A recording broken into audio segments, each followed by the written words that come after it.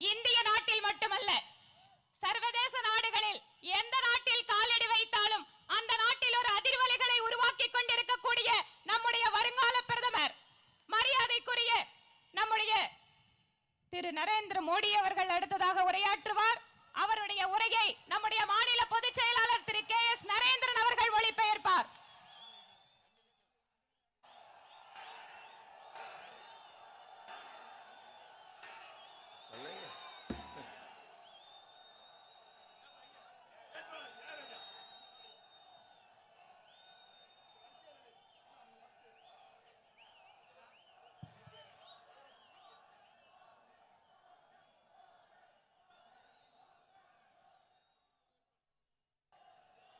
வணக்கம்.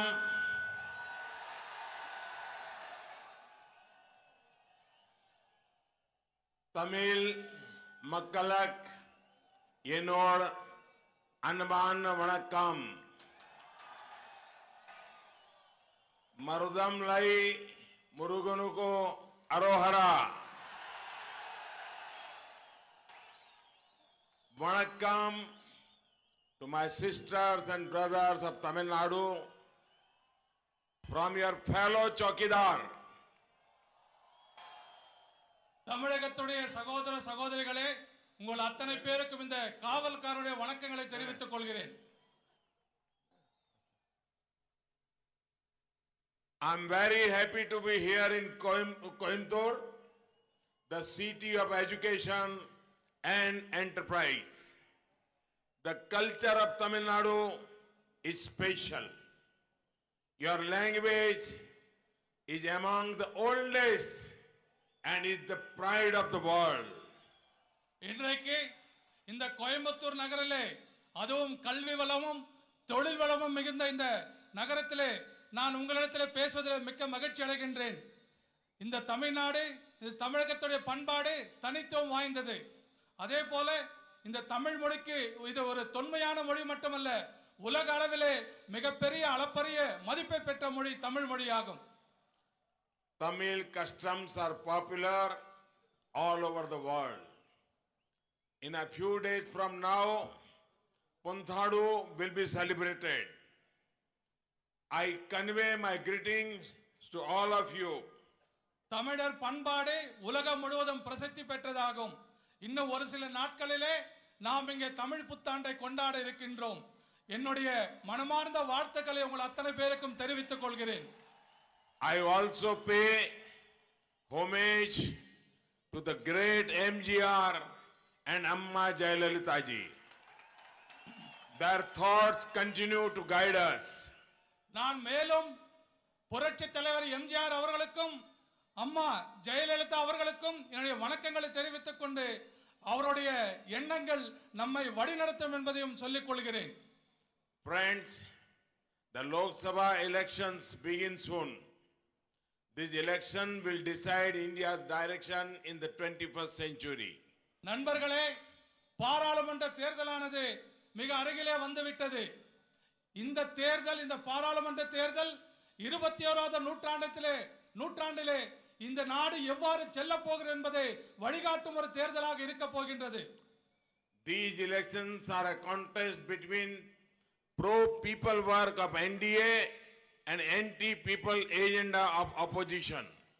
NDA's commitment of a stable government versus the opposition's desire for an unstable government so that they can enjoy power. இந்த தேர்தலானது இரண்டு கட்சிகளுக்குமான, இரண்டு கூட்டணிகளுக்குமான ஒரு போட்டியாக இருக்க போகின்றது. மக்களுக்காக பாடுபடுகின்ற தேசிய ஜனநாயக கூட்டணி ஒரு பக்கம், மற்றொரு பக்கம் மக்களுக்கு எதிராக இருக்கின்ற எதிர்கட்சிகள் அத்தனை ஒரு பக்கம். அது மட்டுமல்ல, நம்முடைய தேசிய ஜனநாயக கூட்டணி கட்சியானது ஒரு நிலையான அரசாங்கத்தை ஆட்சி செய்ய வேண்டும் என்று விரும்புகிறது. ஆனால் எதிர்கட்சிகளோ ஒரு நிலையற்ற அரசாங்கத்தை அமைத்து அதன் மூலமாக அதிகாரத்தை கைப்பற்ற துடித்துக் கொண்டிருக்கின்றது. This is a fight between our mission of serving the poor and the opposition's designs to capture power. Over the last few years, the NDA government at the center has governed with the mantra of Sabka Saath, Sabka Vikas. Our development schemes have ensured ease of living for millions. அது மட்டுமல்ல, நாம் மக்களுக்காக சேவை செய்வதற்காக ஆட்சிக்கு வர நாம் விரும்புகின்றோம். ஆனால் எதிர்க்கட்சிகளோ அதிகாரத்தை கைப்பற்றுவதற்காக இந்த ஆட்சிக்கு வர அவர்கள் சண்டையிட்டுக் கொண்டிருக்கிறார்கள். அது மட்டுமல்ல, கடந்த 5 ஆண்டு காலத்திலே தேசிய ஜனநாயக கூட்டணியுடைய ஆட்சி நம்முடைய முக்கியமான மந்திரமான அனைவருக்காகவும் அனைவரும் உள்ளடக்கிய வளர்ச்சி என்ற ஒரு மந்திரத்தை முன்வைத்துதான் நாம் ஆட்சி செய்திருக்கின்றோம். அது மட்டுமல்ல, நம்முடைய அத்தனை வளர்ச்சி திட்டங்களும் பல கோடிக்கணக்கான மக்களுடைய வாழ்க்கையிலே மிக நிம்மதியை கொடுத்திருக்கின்றது. Friends, India can realize its true potential when our security needs are taken care of. The NDA government has attached topmost priority to our defense sector and strategic interests. நண்பர்களே, இந்தியாவிற்கு எப்பொழுதெல்லாம் பாதுகாப்பு தேவையோ அதில் நாம் உறுதியாகவும் நிலைப்பாடோடும் இருந்து கொண்டிருக்கின்றோம். தேசிய ஜனநாயக கூட்டணி நம்முடைய மிக முக்கியமான கடமையாக இந்த பாதுகாப்பு துறையும் இந்த நாட்டுடைய பாதுகாப்புகளையும் நாம் கவனம் அதிகமாக செலுத்தி வருகின்றோம். In our vision for a secure India, Tamil Nadu has a special role. This is one of the states where a modern defense corridor will come up. This will make India self-sufficient in this defense production. It will also bring investment to Tamil Nadu and give employment opportunities to the local youth. பாதுகாப்பான இந்த நாட்டை உருவாக்குவதிலே தமிழகத்துடைய பங்கு மிக பெரிய முக்கியமான பங்கா இருக்க போகின்றது. இந்த நாட்டில் இருக்கக்கூடிய ஒரு சில மாநிலங்களிலே முக்கியமாக பாதுகாப்புத்துறை தளவாடங்கள் சம்பந்தப்பட்ட மையங்கள் அமைக்கப்பட இருக்கின்றன. ஆகவே அது தமிழகத்தில் அமைக்கப்பட இருக்கின்றோம். இது நம்முடைய நாட்டை இந்த ராணுவத்திலே சுய சார்புள்ள தன்மையாக நம்மை மாற்றிவிடும். அது மட்டுமல்ல, இது தமிழகத்திற்கு அதிகமான முதலீடுகளை கொண்டு வருவது மட்டுமல்ல, அதன் மூலமாக பல்லாயிரக்கணக்கான இளைஞர்களுக்கு புதிய வேலை வாய்ப்புகளை உருவாக்கின்ற ஒரு திட்டமாகவும் இது இருக்கும். Friends, I am sad to say that the opposition has no plan when it comes to national security. Their soft attitude made India helpless in front of forces of terror for many years. When they were in power, innocent Indians became targets of terrorists. Attacks happened in many cities, but the Congress did little. நண்பர்களே, இந்த எதிர்க்கட்சிகள் நிற்கும் பொழுது மிகவும் சோகமாக இருக்கின்றது.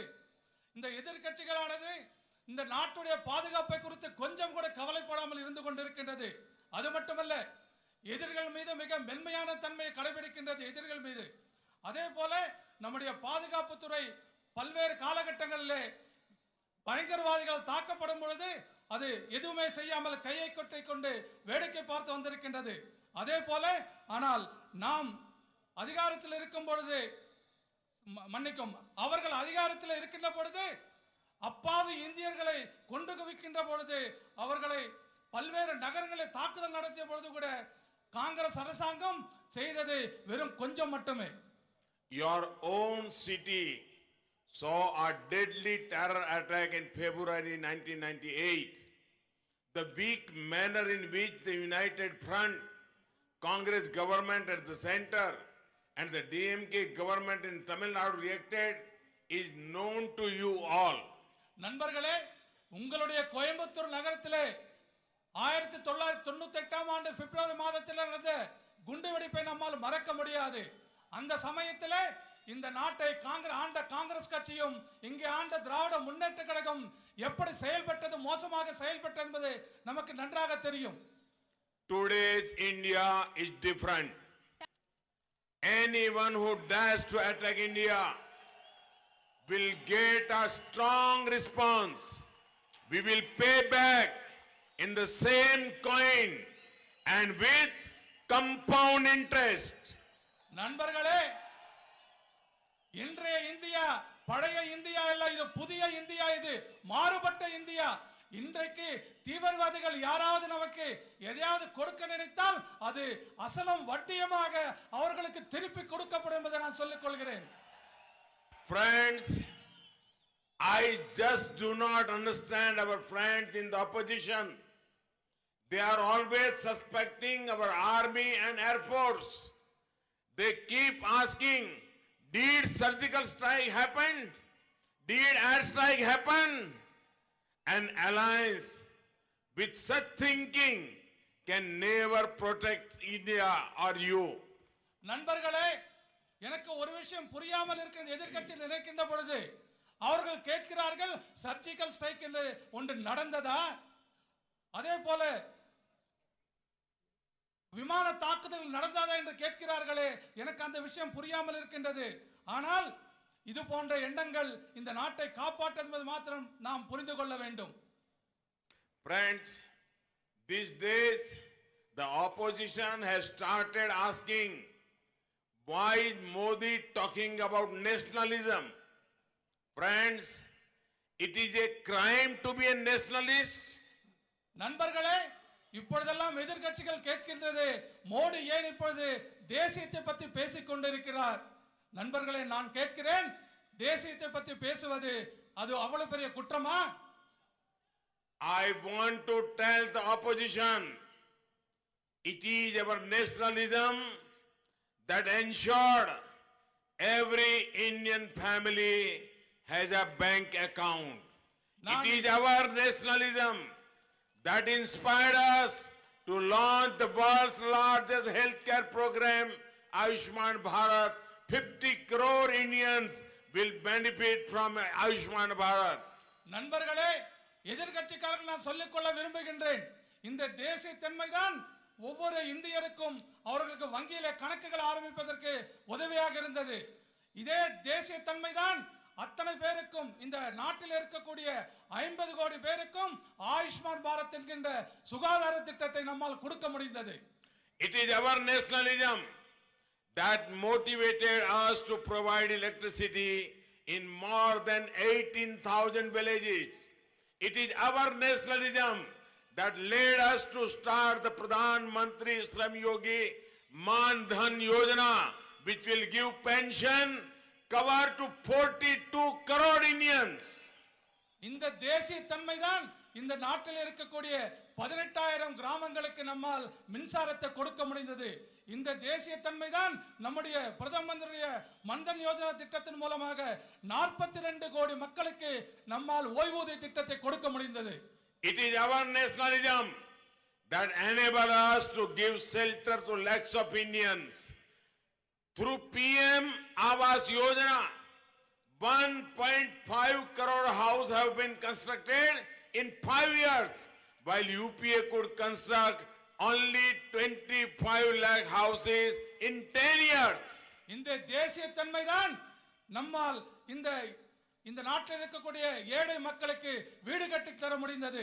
நம்மளுடைய பிரதம மந்திரி வீடு கட்டுகின்ற திட்டத்தின் மூலமாக 1.5 கோடி வீடுகள் இந்த 5 ஆண்டு காலத்திலே கட்டி கொடுத்திருக்கின்றோம். ஆனால் கடந்த யூபி அரசாங்கமோ வெறும் 25 லட்சம் வீடுகளை மட்டுமே கட்டி கொடுத்திருக்கின்றது. We were nationalists, we are nationalists, and we will remain nationalists. நாங்கள் தேசியவாதிகளாக இருந்தோம், தேசியவாதிகளாக இருந்து கொண்டிருக்கின்றோம், தேசியவாதிகளாகத்தான் இருப்போம் என்பதை சொல்லிக் கொள்கிறேன். Friends, the Congress manifesto is a document all anti-India forces were waiting for. I made terrorists very happy. It made terrorists very happy. It says bail is the rule and jail is the exception. I was shocked to read this, but when I saw that the recounting minister headed the manifesto committee, I was not surprised.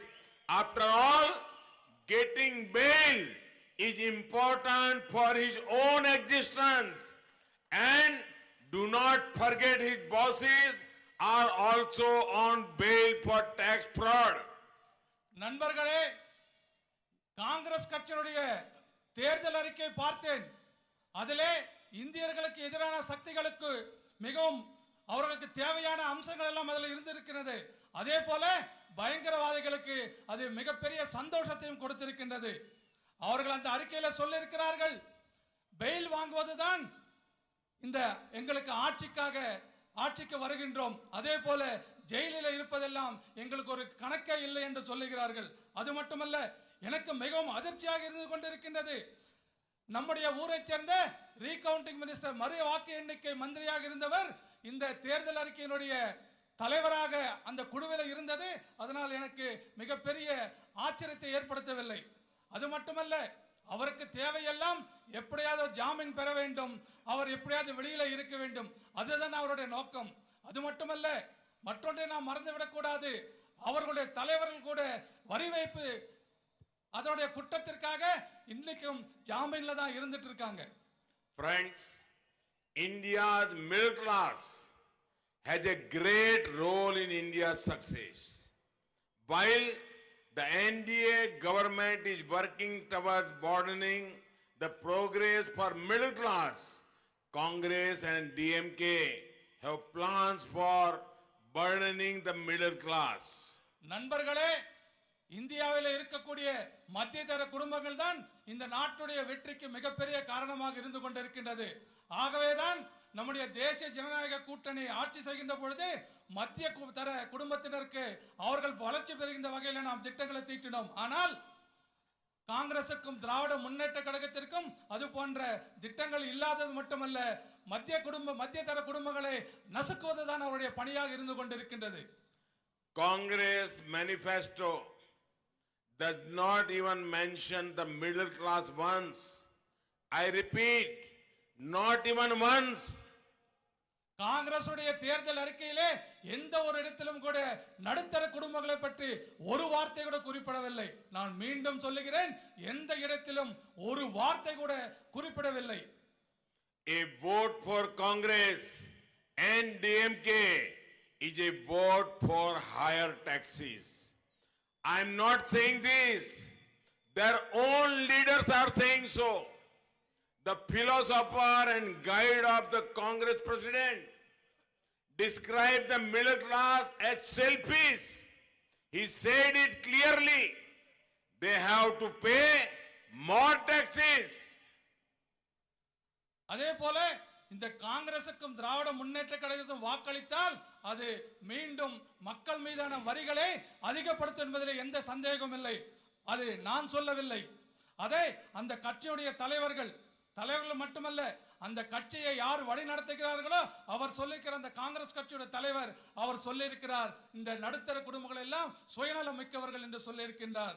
ஆகவே அது மட்டுமல்ல, அவர்கள் ஆட்சிக்கு வந்தால் நிச்சயமாக வரிகளை ஏற்றுவேன் என்று சொல்லியிருக்கிறார்கள். Congress hatred for the middle class is not new. The recounting minister said with full arrogance, why is middle class worried on price rise? Congress இது மத்திய நடுத்தர குடும்பங்களை வஞ்சிப்பது காங்கிரஸ் கொன்றும் புதில் அல்ல. அதே போல இந்த ரீகவுண்டிங் மினிஸ்டர் சொல்லக்கூடிய அந்த அமைச்சர் சொல்லிவித்த மோசமான வார்த்தைகளை சொல்லியிருக்கின்றார். அவர் ஏன் இதை பத்தி எல்லாம் விலைவாசி உயர்வை பத்தி மத்திய நடுத்தர குடும்பங்கள் ஏன் கவலைப்படணும்னு சொல்லி இருக்கிறார். Friends, NDA will always serve the middle class. We have kept prices under check. Efforts such as Mudra and Startup India will benefit the middle class. Now loans up to rupees 1 crore can be available for MSME in 59 minutes. This is much shorter than the time you would take to reach Chennai.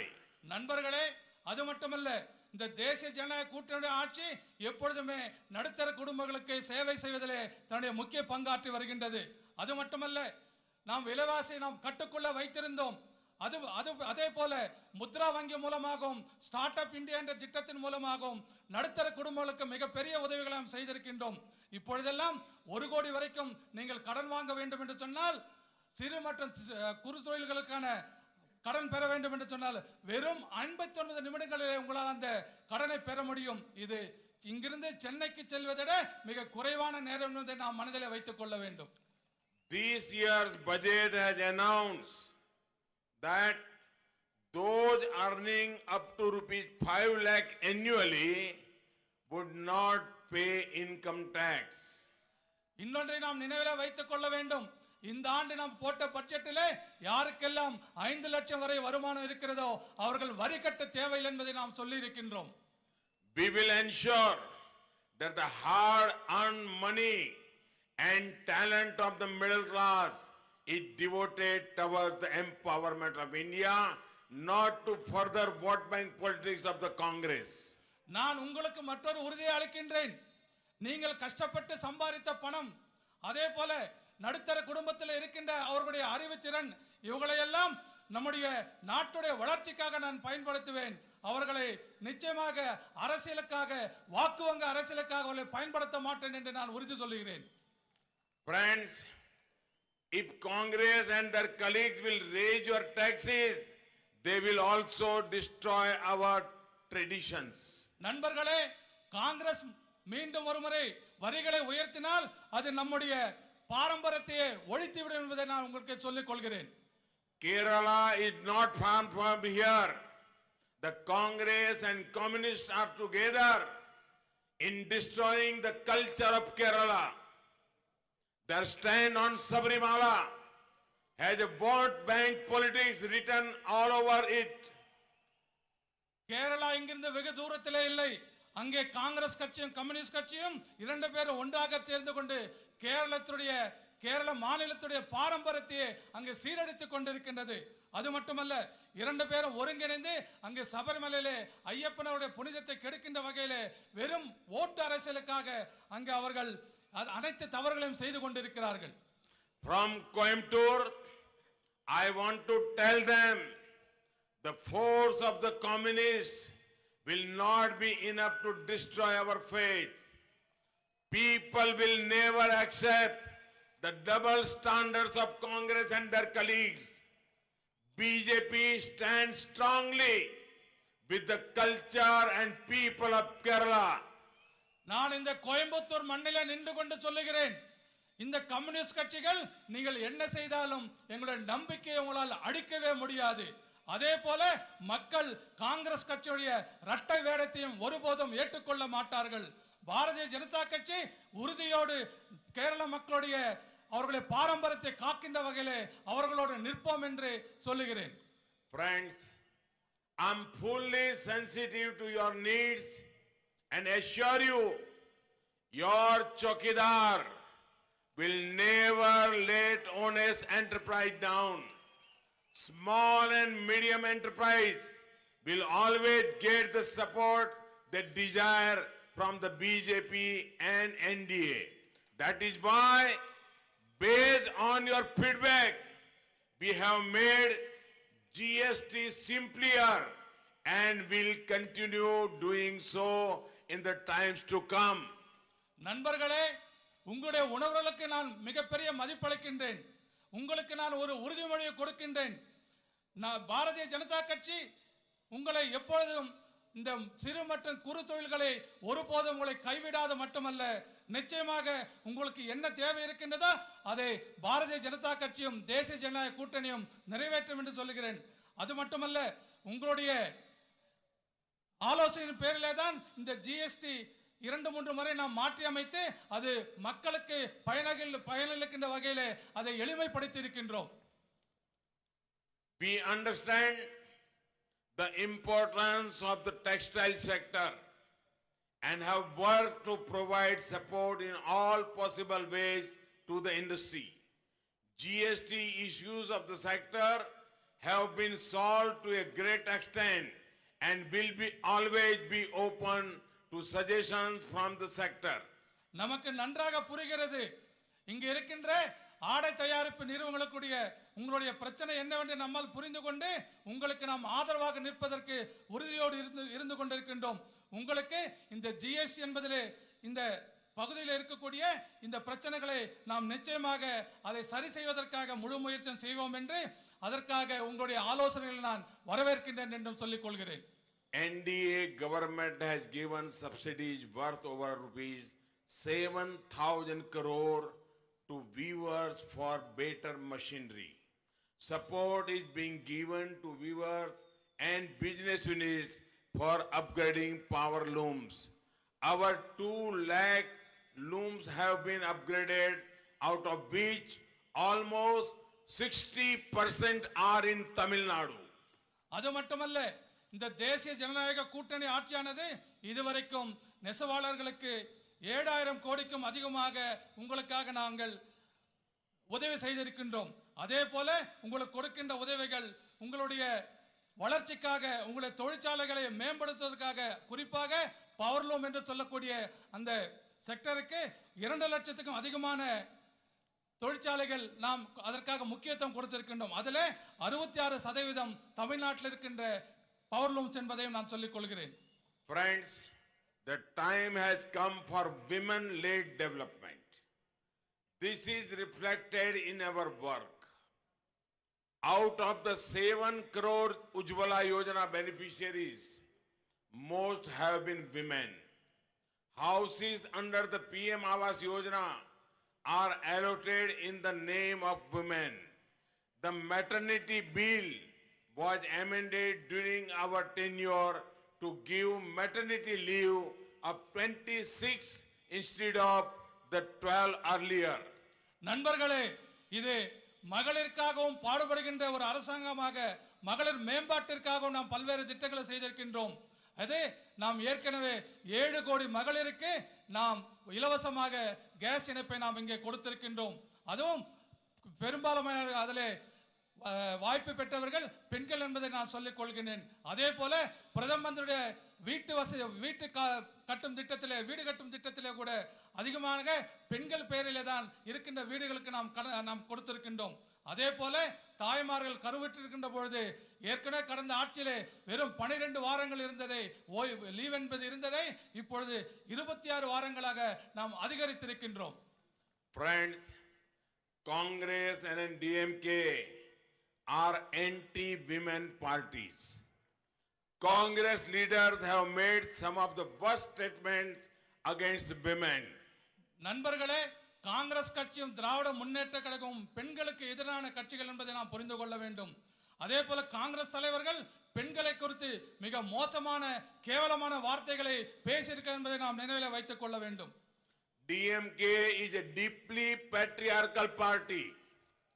Never forget how badly DMK leaders ill-treated Amma Jayalalitha ji. நண்பர்களே, திராவிட முன்னேற்ற கழகம் ஒரு மோசமான கட்சி என்பதில் நமக்கு எந்தவித சந்தேகம் இல்லை. ஒரு விஷயத்தை நம்மால் மறந்துவிட முடியாது. திராவிட முன்னேற்ற கழகத்தின் தலைவர்கள் நம்முடைய அம்மா ஜெயலலிதா அவர்களை எவ்வளவு தரக்குறைவாக பேசினார் என்பதை நம்மால் மறந்துவிட முடியாது. It is shameful that the same leaders who ill-treated her get the place of pride in DMK release. Can such a party ever protect the women of Tamil Nadu? நண்பர்களே, இது மிகவும் திராவிட முன்னேற்ற கழகத்துடைய கூட்டங்களில், தேர்தல் கூட்டங்களில் பேசுகின்ற பொழுது அம்மா அவர்களை மிகவும் மோசமாக பேசி வருகின்றார்கள். அது மட்டுமல்ல, இது போன்ற கட்சிகள் இங்கே இருக்கின்ற தமிழ்நாட்டில் இருக்கின்ற மகளிரை காப்பாற்றும் என்று நீங்கள் நம்புகிறீர்களா? Friends, our policies are based on your feedback. While preparing the Sankalpa Patra, our manifesto, we got valuable feedback from the people of Tamil Nadu and other parts on better use of water resources. நண்பர்களே, நம்முடைய கொள்கைகளானது மக்களிடத்தில், உங்களிடத்தில் வருகின்ற ஆலோசனைகளின் பேரில் தான் நாம் செய்து கொண்டிருக்கின்றோம். அது மட்டுமல்ல, நாங்கள் இப்பொழுது ஒரு உறுதிமொழி பத்திரம் கொடுத்திருக்கின்றோம், தேர்தல் அறிக்கை. அதிலே கூட தமிழகத்திலிருந்து வந்த ஆலோசனை அத்தனை ஏற்றுக்கொண்டிருக்கின்றோம். அதில் முக்கியமான ஆலோசனையானது எப்படி நாம் நீரை சேகரிப்பது என்பதை குறித்து அதிலே நாம் சேர்த்திருக்கின்றோம். Water shortage is one of the major challenges facing the world.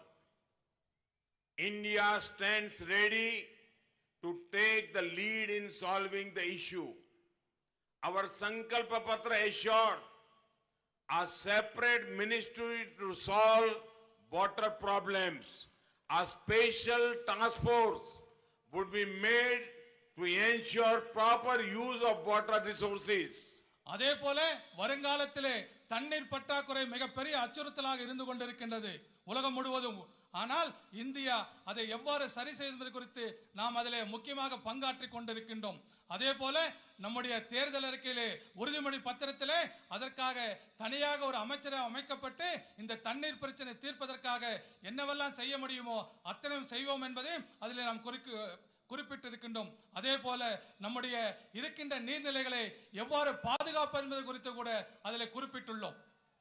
We would be working with a mission mode on cleaning and linking our rivers, strengthening water conservation, using technology for better irrigation methods and rainwater harvesting. We have already announced a separate ministry for fishermen welfare. அது மட்டுமல்ல, நாம் இதற்காக ஒரு தனியாக ஒரு போர்க்கால அடிப்படையிலே எப்படி தண்ணீரை சுத்தப்படுத்துவது, நதிகளை எவ்வாறு இணைப்பது, அதே போல நதியில் இருக்கக்கூடிய தண்ணீரை எவ்வாறு பாதுகாப்பது, புதிய உத்திகளை கையாண்டு அதன் மூலமாக எப்படி நாம் நீர்ப்பாசன முறையை மேம்படுத்துவது, அதே போல கடல் நீரை குடி தண்ணீராக மாற்றுவது, அத்தனைக்கு மேலாக மழை நீரை எவ்வாறு சேமிப்பது, இதற்காக மிகப்பெரிய திட்டங்களை நாம் செய்திருக்கின்றோம். அது மட்டுமல்ல, ஏற்கனவே மீனவர்களுக்காக தனி அமைச்சரகம் அமைக்கப்படும் என்பதை நாம் ஏற்கனவே உறுதியளித்திருக்கின்றோம். Friends, these elections are special. My young friends born in the 21st century will be taking part in the democratic process for the first time. நண்பர்களே, இந்த தேர்தலானது மிகவும் ஒரு வித்தியாசமான ஒரு தேர்தலாகும். என்னுடைய இளைய சகோதரர்கள், இளைய நண்பர்கள் யாரெல்லாம் இந்த நூற்றாண்டிலே பிறந்தார்களோ அவர்களெல்லாம் இந்த முறை ஜனநாயக தேர்தல் திருவிழாவிலே பங்கேற்க போகிறார்கள். In Tamil Nadu, those who cross the age of 18 will vote on the 18th April. I welcome all the first time voters. தமிழ்நாட்டிலே யாரெல்லாம் இளைஞர்கள் 18 வயதை பூர்த்தி செய்திருக்கிறார்களோ அத்தனை பேரும் வருகின்ற 18ஆம் தேதி அன்றைக்கு வாக்களிக்க இருக்கின்றார்கள். அவர்கள் அத்தனை பேரையும் நான் வருக வருக என்று வாக்களிக்க வரவேற்கின்றேன். Young friends, there are occasions that people cherish for their entire life. Remember, the first day you went to school, or when you spoke your first word as little children, how happy everyone was. When a youngster gets his or her first salary, there is a tradition to give a part of the salary to a religious place. நண்பர்களே, இந்த இளைஞர்களுக்கு ஒரு சில விஷயங்களை நம்மால் வாழ்நாள் முழுவதும் மறக்க முடியாமல் இருக்கின்ற ஒரு விஷயங்கள் இருந்து கொண்டிருக்கிறது. அதிலே முதலாவதாக, என்றைக்கு நாம் முதலாக பள்ளிக்கூடத்திற்கு சென்றோமோ அது நம் நினைவிலே பசுமையாக இருக்கும். அது மட்டுமல்ல, என்றைக்கு நாம் முதலாக பேசினோமோ அதுவும் நம்முடைய நினைவிலே பசுமையாக இருக்கும். இதெல்லாம் நமக்கு எவ்வளவு மகிழ்ச்சி தரக்கூடிய நினைவுகள் என்பதை நாம் புரிந்து கொள்ள வேண்டும். அது மட்டுமல்ல, முதலாக நாம் சம்பளத்தை வாங்குகின்ற பொழுது, மாத சம்பளத்தை வாங்குகின்ற பொழுது அதிலே ஒரு பகுதியை நம்முடைய மத சார்பற்ற விஷயங்களுக்காக நாம் கொடுப்பது எவ்வளவு மகிழ்ச்சியை கொடுக்கும் என்பதை நமக்கு எல்லாருக்கும் தெரியும். Friends, just like people devote their first salary for something pure and memorable, I urge you all to devote your first vote for a higher cause.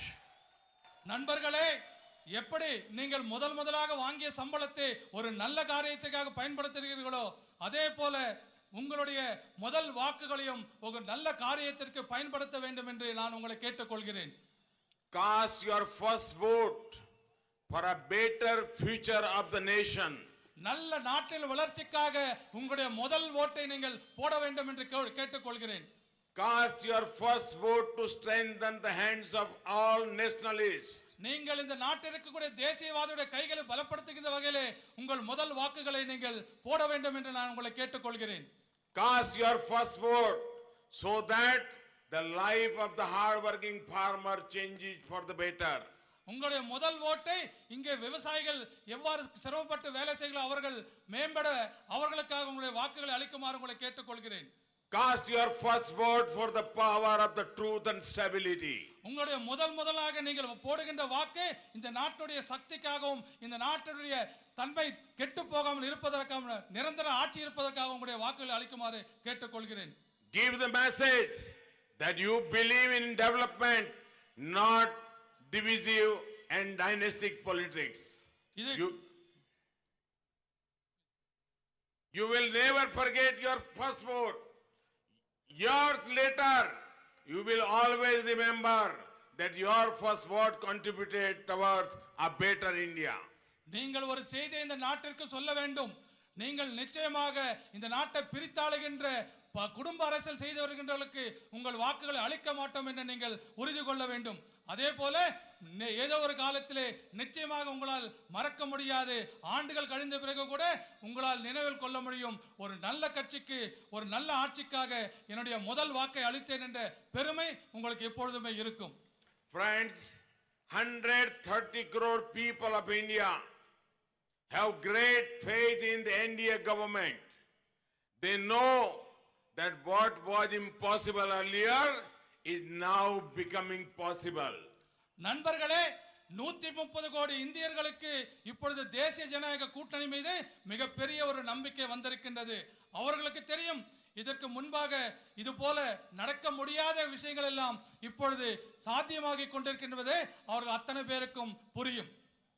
Today every Indian has become a chowkidar who is standing firm against forces of terror, misgovernance and corruption.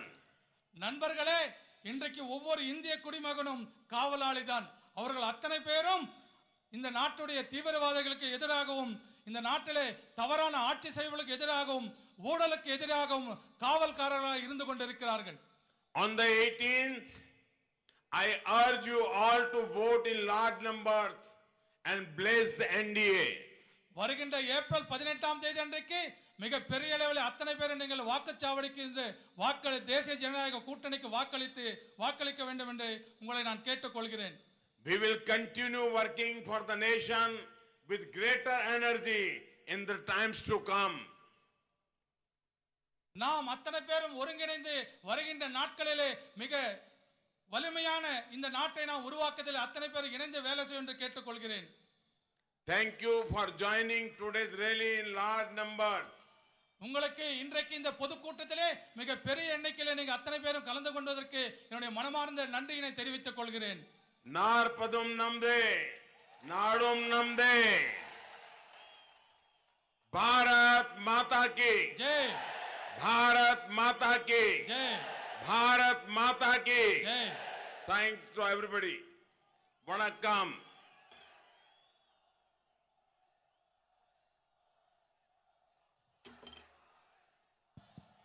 நன்றியுரை வழங்க வருமாறு தமிழக கால்நடைத்துறை அமைச்சர் திரு உடுமலை ராதாகிருஷ்ணன் அவர்களை அழைக்கிறோம். தேசிய ஜனநாயக கூட்டணி வேட்பாளர்களுக்கு சிறப்புரையாற்றுவதற்காக வருகை தந்திருக்கின்ற பாரதத்தினுடைய பிரதமர் மாண்புமிகு நரேந்திர மோடிஜி அவர்களுக்கும் தமிழகத்தினுடைய முதலமைச்சர் அண்ணன் எடப்பாடியார் அவர்களுக்கும் துணை முதலமைச்சர் அண்ணன் OPS அவர்களுக்கும் எங்களுடைய உள்ளாட்சித்துறை அமைச்சர் அன்புக்குரிய அண்ணன் SP வேலுமணி அவர்களுக்கும் வருகை தந்திருக்கின்ற மின்துறை அமைச்சர் அண்ணன் தங்கமணி அவர்களுக்கும் இந்த கூட்டத்திலே கலந்து கொண்டிருக்கின்ற அனைத்து கட்சி தலைவர் பெருமக்களுக்கும் நாடாளுமன்ற சட்டமன்ற உறுப்பினர்களுக்கும் வருகை தந்திருக்கின்ற அனைவருக்கும் நன்றி நன்றி நன்றி.